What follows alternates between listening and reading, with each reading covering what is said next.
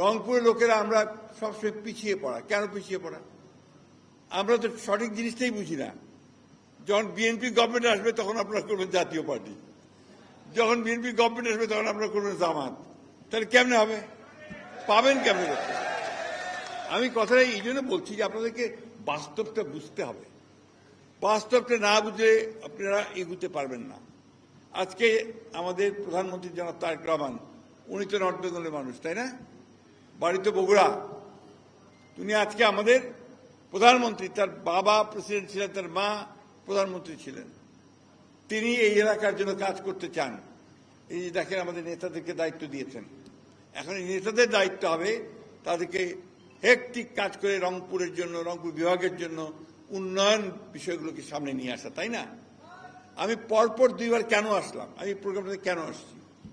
একটা হচ্ছে যে মুশফিক যেহেতু আমার খুব প্রিয়, সে বলাতে আমি সাথে সাথে আমি ওনাদের চিনতাম না, আমি রাজি হয়ে গেছি। আরেকটা কারণ হচ্ছে যে এই জিনিসগুলোকে আপনাকে সহযোগিতা করতে হবে, এদের পাশে দাঁড়াতে হবে, এই মানুষগুলোকে অনুপ্রেরণা দিতে হবে যাতে করে তারা আরো বেশি করে এই কাজগুলো করতে পারে। আর আপনাদের এখানে রংপুরের আসা মানেই আপনি আমার এলাকায় আসা, তাই না?